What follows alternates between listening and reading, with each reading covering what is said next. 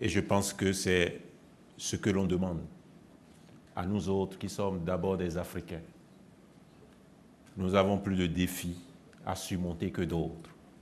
À nous autres qui sommes des Béninois, nous en avons davantage. Et je pense que le début de la solution réside dans la sincérité. Et je ne pense vraiment pas que vous avez été trop long. Vous avez été trop sincère. Nous allons vous donner la parole. Beaucoup de choses se disent. Beaucoup de choses se disent sur l'homme, sur ses motivations, ses projets. Oui, allez-y. Madame. Merci de ma parole. Moi, je ne réside pas en France, je suis de passage. Je suis venue voir mes enfants quand j'ai appris que mon président, mon nouveau président, mon futur président, me parlait. J'ai dit, mais il faudrait que j'assiste, que je vienne le connaître en personne, le voir en personne. Et je suis très contente de vous voir et de vous connaître. Merci. Ma première préoccupation, Monsieur le Président. Votre nom d'abord. Il est président. Je suis sûre qu'il sera élu. Madame Avoyon. Madame Avoyon. Bon. Merci. Ma première préoccupation, vous êtes homme d'affaires, oui, opérateur économique. Je me demande, président de la République, opérateur économique, comment allez-vous concilier les deux? Est-ce que l'argent de l'État ne rentrera pas dans l'argent de l'économie? Est-ce que l'argent de l'opérateur économique ne finira pas par rentrer dans l'état de l'État? Je m'inquiète.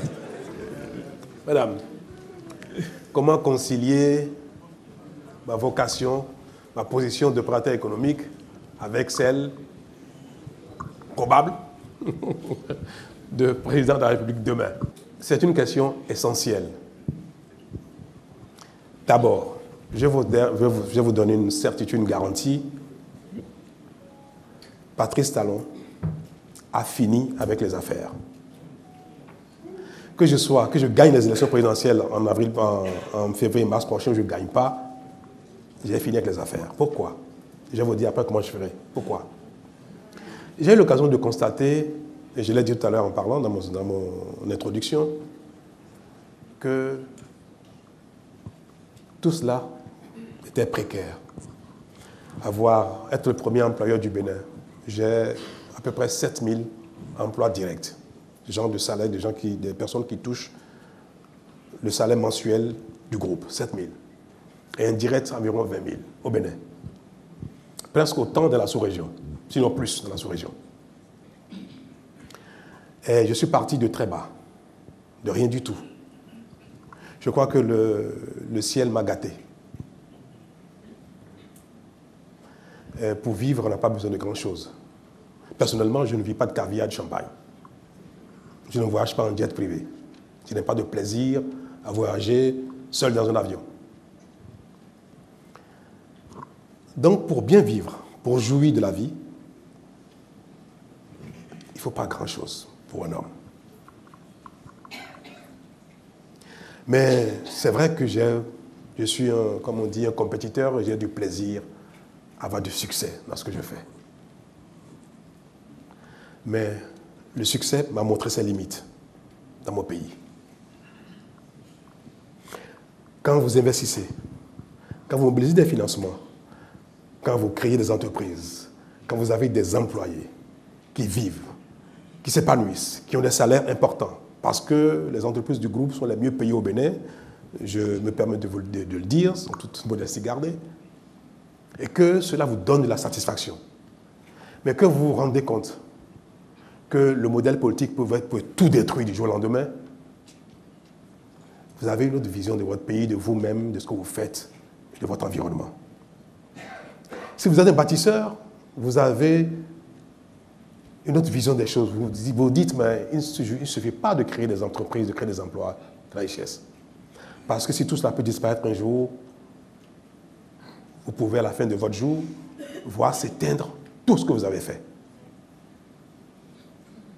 Vous avez l'ambition de consolider ce que vous avez fait, ce que les autres ont fait, ce que d'autres feront. Et pour les consolider, aujourd'hui, nous n'avons pas d'autre choix que de réformer le modèle.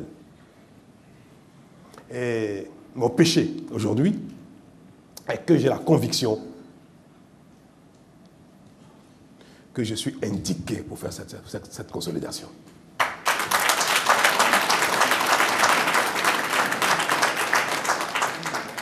Je le pense, j'en ai la conviction, c'est peut-être un peu prétentieux de ma part, mais vous savez que c'est la prétention qui fait les grands hommes.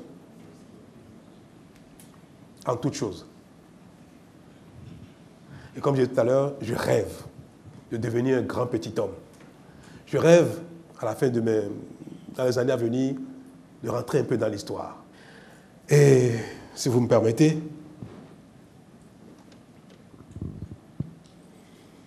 on peut avoir envie à un moment donné de ne plus être vu comme le voyou, le voleur de coton, le voleur de la douane, celui qui braque, parce que vous suivez tous les informations du Bénin. Monsieur Patrice Talon, c'est le grand bandit, c'est le voyou, c'est lui qui vole la douane, qui vole le coton. Quand bien même on a l'impression qu'on a bien travaillé, qu'on a eu beaucoup de chance, c'est vrai, qu'on a été le meilleur, qu'on est fier de soi. Mais qu'à un moment donné, on a ces tourments qui sont au quotidien dans votre vie, que le pays ne va pas bien du tout, et que ça peut aller encore plus mal. Et qu'en remédiant à cela, vous avez la chance, l'opportunité de ne plus même être vu comme voyou, comme fortuné. Parce que la fortune ne suscite en général pas l'admiration. Non. En vérité, on n'admire pas les gens fortunés. On les envie et on les méprise parfois. Je vous choque peut-être un petit peu, mais la réalité c'est cela. C'est humain. Qu'on soit africain, européen ou chinois, en général la fortune suscite l'envie et le mépris. Les grandes œuvres, quand on fait des choses pour ses concitoyens, ses semblables, ses frères, ça suscite l'admiration. Il est plus facile pour quelqu'un de ma position d'aider, de pousser quelqu'un d'autre à être président de la République pour avoir des retours que d'aller soi-même. Si la fortune, mes affaires, le business continuent d'être ma principale motivation, il y a plus facile à faire. Tous ceux qui sont venus me voir, maître, vous le savez, tous les candidats qui sont venus me voir, monsieur Talon, on voudrait votre soutien, votre président de la République, ils m'ont tous dit, je suis élu, je vais vous rétablir le PVI, je vais vous rétablir dans le coton, je vais vous rétablir ceci. Puis chaque fois, je les regarde avec un sourire, quoi. Je dis, mon Dieu, vous ne savez pas ce qui me motive. Je veux que mon pays change. Ils me l'ont tous chanté. Et j'ai dit à certains, mais cher ami, quand tu me dis ça, PVI le coton, si je tenais tant au PVI au coton, je n'aurais pas dit non à Yaya Boni. Je n'aurais pas refusé d'accompagner Yaya Boni dans la révision de la Constitution. J'aurais accompagné. Il m'aurait tout donné. Si ta maison me plaisait, il t'aurait arraché ta maison, il m'aurait donné. C'est vrai? Non. Si j'étais boulimique à ce point, gourmand à ce point, et que mes succès n'étaient pas suffisants pour me donner la satisfaction du bonheur, il y a plus facile. Je suis un homme de défis et de challenges, et c'est cela qui me motive. Ce n'est pas la fortune. J'ai fini avec. Merci beaucoup, je me présente, Whitney Paki. Je vais changer de thème, je vais me permettre de changer de thème, et je vais parler de la jeunesse. Vous savez, en Afrique, on a la chance d'avoir des pays plutôt jeunes, si on considère la démographie. J'aimerais savoir qu'est-ce que vous êtes prêts à faire afin que vos jeunes cadres, vos jeunes diplômés, ne se sentent pas obligés de s'expatrier afin de pouvoir avoir une carrière et afin de pouvoir se sentir citoyen du monde et permettre de se développer sur un point business et un plan intellectuel. Merci beaucoup. Merci.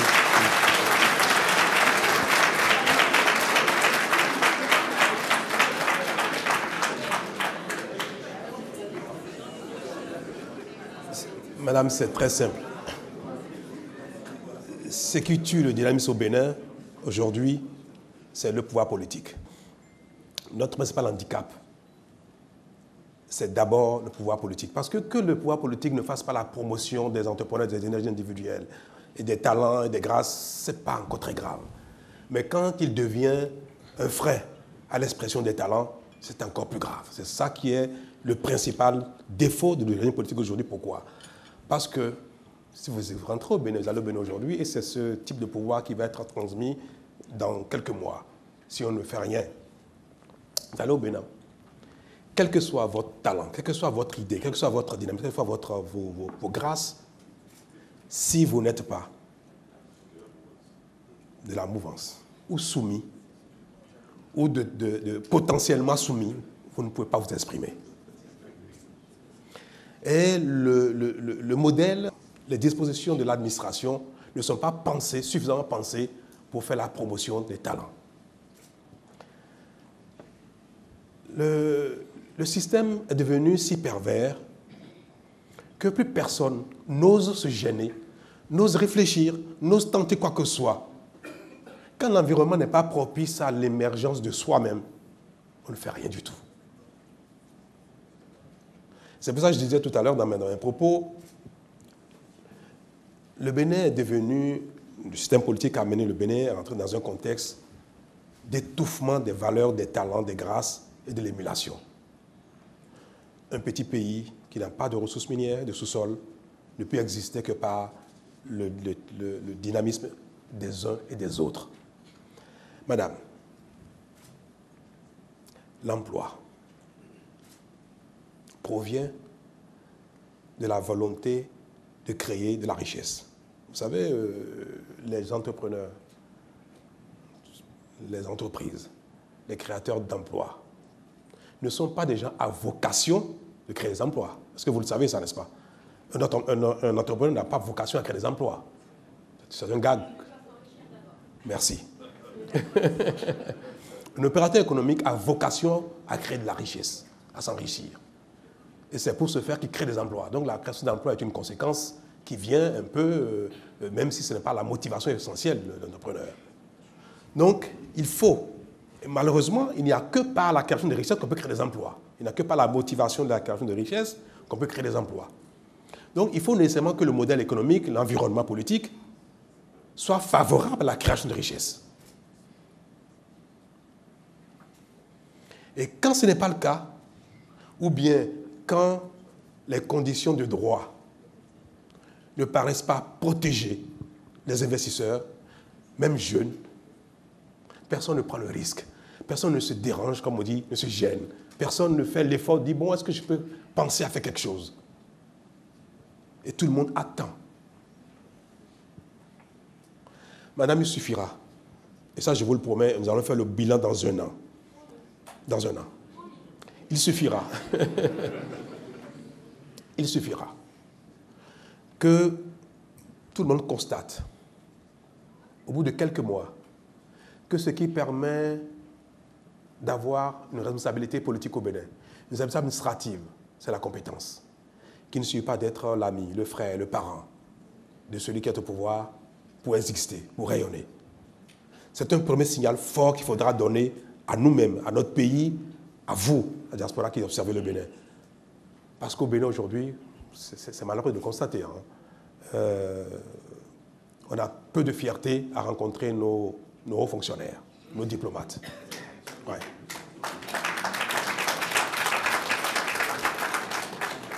C'est malheureux de le dire, mais c'est la réalité. Alors, quand vos parents, ceux qui vous dirigent, ceux qui vous gouvernent, ceux qui incarnent le pays ne vous séduisent pas, vous n'avez aucun intérêt, vous n'avez pas envie même de rentrer, vous n'avez même pas envie d'aller en vacances. Et cela, ce sera le premier signal le plus fort qu'il faut donner. Puis deuxièmement, il faut mettre en place un dispositif qui incite. Je vais donner un exemple qui sera lié bientôt dans mon programme Société. Vous savez que pour gagner 2 000 € de revenu net de salaire pour un salarié au Bénin, Par mois. Il faut que l'employé et l'employeur décaissent près de 3 000 euros. Plus de 3 000 euros. Le modèle ne permet pas d'attirer des valeurs. Le modèle béninois aujourd'hui pénalise ceux qui ont envie de rentrer au Bénin et d'avoir un minimum de confort. Il est impératif de ramener l'imposition des salaires moyens. Parce qu'aujourd'hui, gagner 1 000 euros, 2 000 euros au Bénin est un salaire moyen. Malheureusement, oui. Pourquoi? Vous savez pourquoi? Parce que nos pays sont tous des petits pays pauvres. Mais le besoin devient universel. Le besoin d'un cadre français en France n'est pas loin du besoin d'un cadre au Bénin. Malheureusement. Le besoin est devenu universel. On a les mêmes besoins de soins, de santé, parfois même en Afrique plus qu'ici. On a les mêmes besoins alimentaires, on a les mêmes besoins de locomotion, on a les mêmes besoins vestimentaires. Il est difficile de demander à un professeur d'université, à un cadre, monsieur Aïssi, de rentrer au Bénin et de renoncer au minimum de confort dont il dispose en France. C'est impossible. C'est pour ça que bien que nos pays soient de niveaux de développement différents, malheureusement nos besoins sont les mêmes. Et il faut impérativement encourager la création d'une classe moyenne qui, in fine, consomme, construit et développe le pays entier. Et c'est pour ça que c'est une préoccupation principale, essentielle. Et je vous donne rendez-vous dans 1 an au Bénin. Merci. Merci.